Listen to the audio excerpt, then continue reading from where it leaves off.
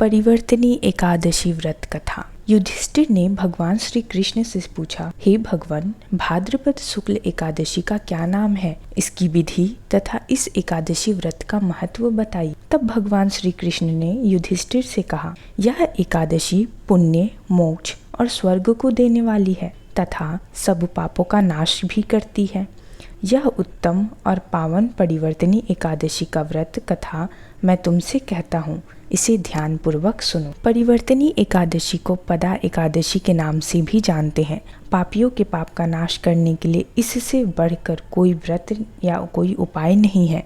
जो मनुष्य इस एकादशी के दिन मेरी वामन रूप की पूजा करता है तो समझो कि उस मनुष्य ने तीनों लोकों का पूजन कर लिया।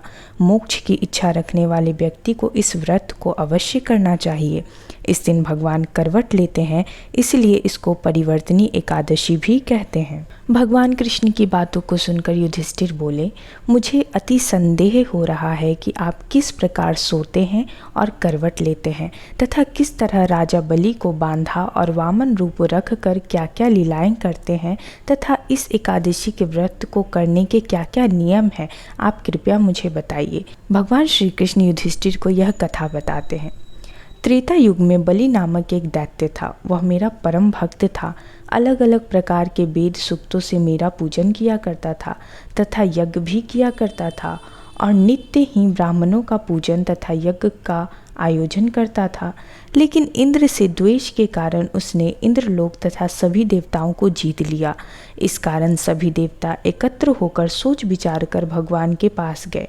बृहस्पति सहित इंद्र आदि देवता भगवान के निकट जाकर श्रद्धा भाव से तथा वेद मंत्रों द्वारा भगवान का पूजन और स्तुति करने लगे। अतः मैंने वामन रूप धारण करके 5वां अवतार लिया और फिर अत्यंत तेजस्वी रूप से राजा बलि को जीत लिया।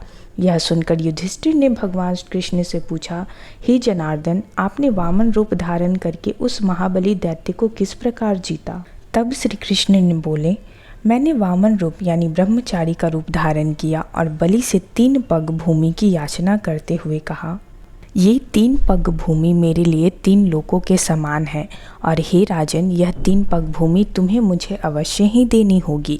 राजा बलि ने इसे एक छोटा सा याचना समझकर मुझे 3 पग भूमि का संकल्प मुझको दे दिया और मैंने अपने त्रिविक्रम रूप को बढ़ाकर यहाँ तक कि भूलोक में पद, भूवलोक में जंघा, स्वर्गलोक में कमर, महलोक में पेट, जनलोक में हृदय, यमलोक में कंठ की स्थापना कर सत्यलोक में मुख, उसके उदर, मस्तक स्थापित किया।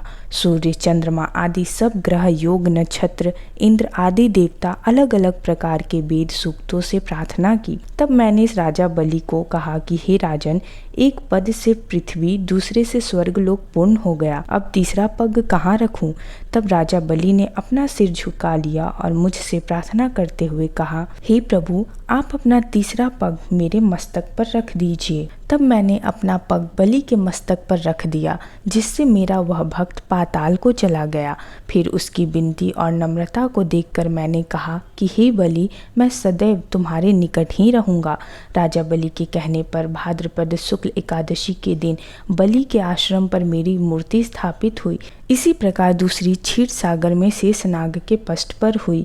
हे राजन, इस एकादशी को भगवान शयन करते हुए करवट लेते हैं, इसलिए तीनों लोकों के स्वामी भगवान विष्णु का इस दिन पूजा करना चाहिए। इस दिन तांबा, चांदी, चावल और दही का अवश्य दान करना चाहिए। रात्रि को जागरण अवश्य करना चाहिए। जो विधि पूर्वक इस एकादशी का व्रत करते हैं वे सब पापों से मुक्त होकर स्वर्ग में जाकर चंद्रमा के समान प्रकाशित होते हैं और यश पाते हैं। जो पापनाशक इस कथा को पढ़ता या सुनता है, उस मनुष्य को हजारों अश्वमेघ यज्ञ का फल प्राप्त होता है। ओम क्लीं कृष्णाय नमः।